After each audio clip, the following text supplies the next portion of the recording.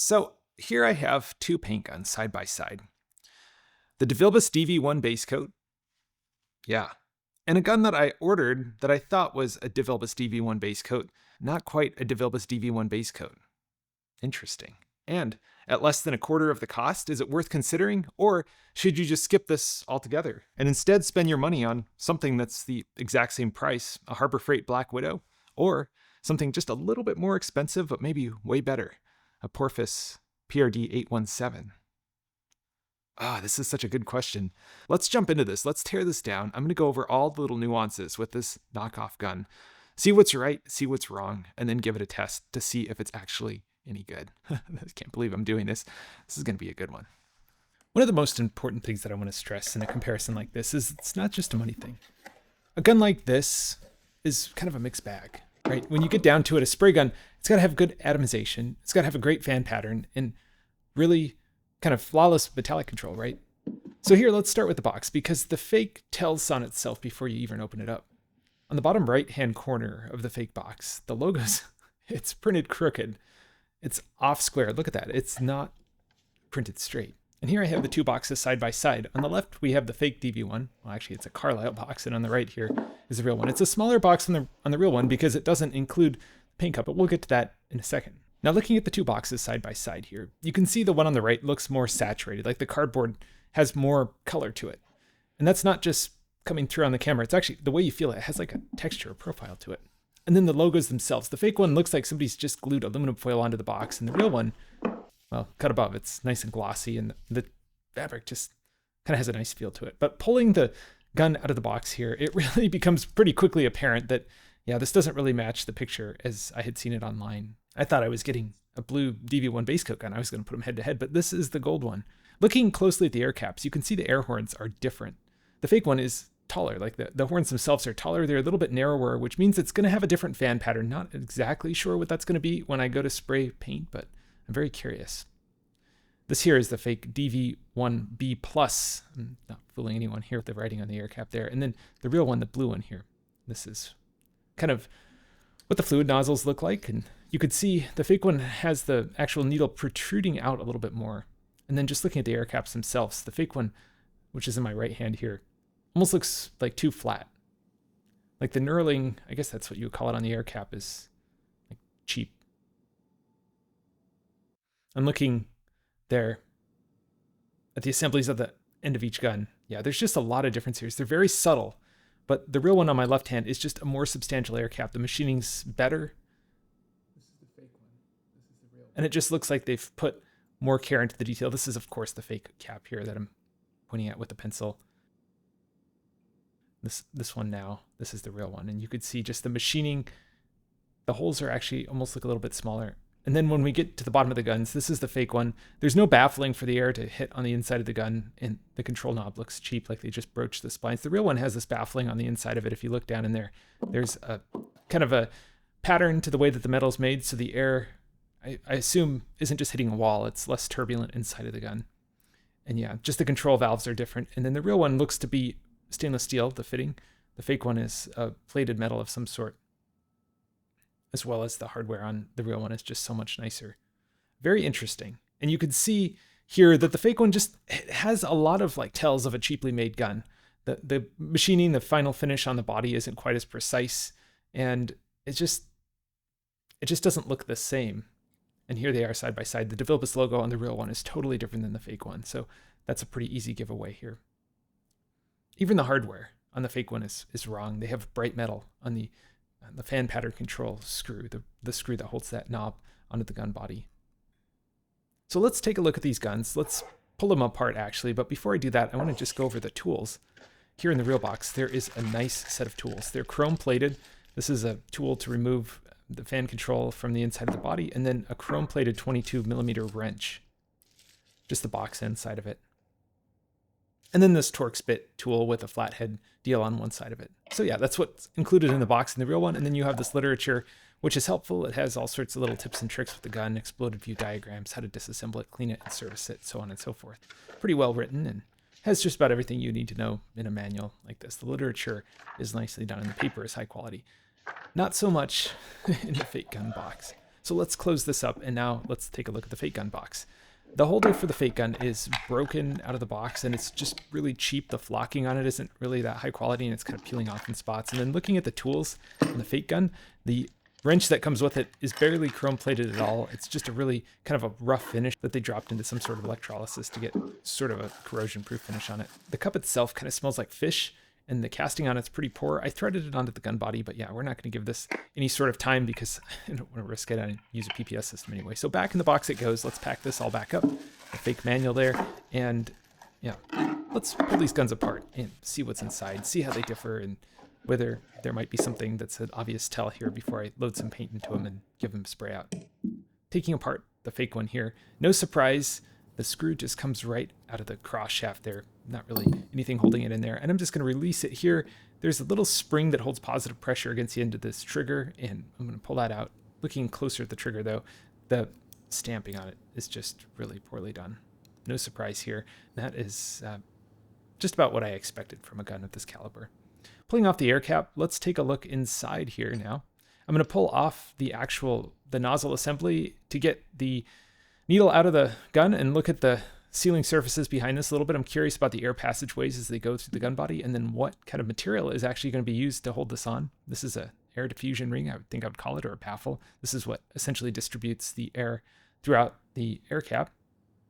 So pull that off and just pull this little piece off here. And yeah, there is a foam gasket behind it. This is very similar to what Porphis does on some of their guns, and a lot of DV1 guns are famous for this. And then yeah, we've just got some pretty simple pins coming out of the gun body itself, and manufacturing oil abounds. This stuff is everywhere. Everything on this gun is just covered in oil, so it's going to need a very thorough cleaning before I run any sort of paint through it, which is a little bit disappointing, but that's what's to be expected with a cheap gun like this. Nothing super crazy inside of this knob, and pulling out this needle, taking a look in the inside of the body, yeah, it looks pretty straightforward. Now I'm going to pull a fan control knob off and look at the manufacturing of this. We've got this little groove machine at the bottom of it to turn the shaft. Okay, now let's move on to the real DV1. The quality difference between the fake one and the real one is just absolutely insane here. I'm going to grab the tools that came with the real one. I don't want this nice gun to catch a disease from the cheap tools. Just kidding. As I started disassembling it, the first thing I noticed was this cross pin bolt or screw has a thread locker on it. So it was notably more difficult to get out than the fake DV1.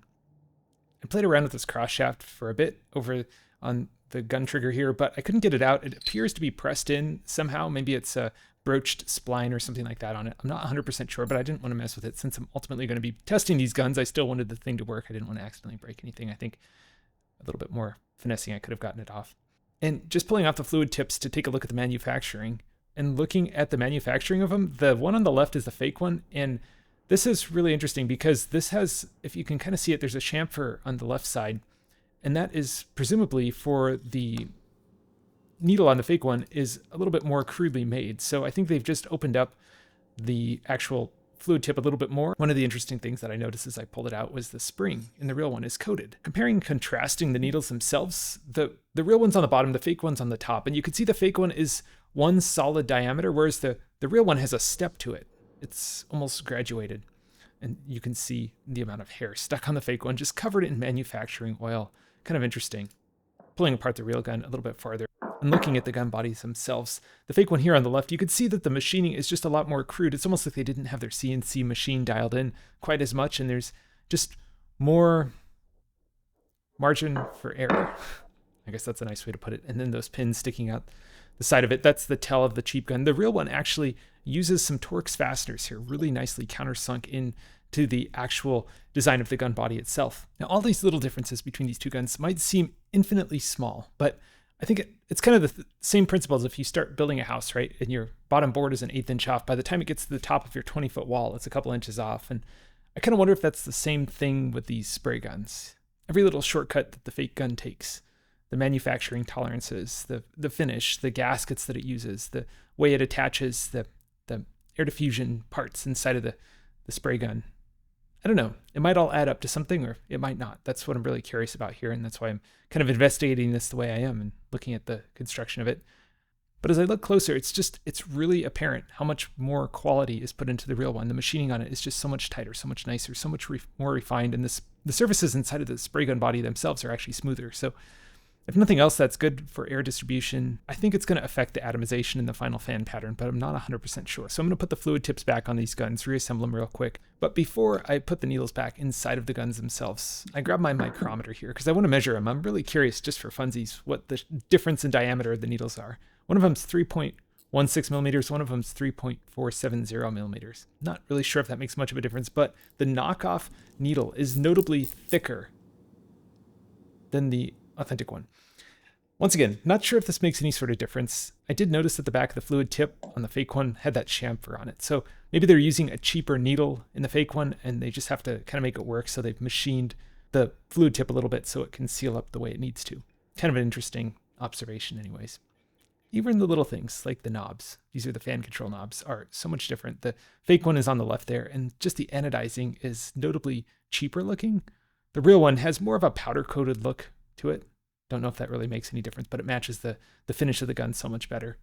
So I'm just going to install these back in here, put the right hardware back in on the right gun, this matte black screw. Really just, it's the little details, you know? This just really sets off the real DV1. The fake one has that bright metal screw. Now, would this make a big difference at the end of the day if both of them had a bright metal screw? No, it really wouldn't. But the little finishing details aren't exactly what I'm after in the point of making this video. The point of this video is to dispel the myth that the cheap gun is just as good as the real gun. And I have a theory that it's not going to be quite what we're expecting here. So I've cleaned up this 2013 BRZ. We've got the two guns and we're going to spray some paint through them. The one in my left hand, the fake one, is going to get sealer through it. And the one in my right hand, the real one, is going to get base coat through it. Before I even mix up any paint though, I've got to clean out the fake one because all that manufacturing oil is still in here. And I want to be sure that this isn't going to cause any contamination. Now I've got the sealer loaded up and I'm testing the spray pattern. And you can see that it's really not that good. This is the fan wide open. This is as tall as it goes, and it's only like 6 to 8 inches. It's not a very wide fan pattern. The atomization that I'm seeing, even cranked up to 32 psi inlet pressure, roughly, just over 2 bar, it's still kind of chunky. It's not really atomizing the sealer as well as my LPH 400 or my SATA 1500B Solve or even some of the other cheaper guns that I've used throughout the years. Straight off the rip, this thing is really struggling, and I'm having to kind of work it a little bit to try to get the sealer to do what it needs to do. It works, but you could see just the way I'm applying the sealer, this is how I normally do it. I don't want to lay it on too thick, but the peel is definitely a little bit on the thicker, the chunkier side. So let's mix up a little bit of base coat now. I'm using Barrow base, and I'm mixing this 1-to-1. So this is a pretty thin base coat. I'm going to load it in the real DV1. I'm going to be testing metallic control of that nice gun, and I'm going to be looking at the fan pattern to see if it's different than the fake DV1.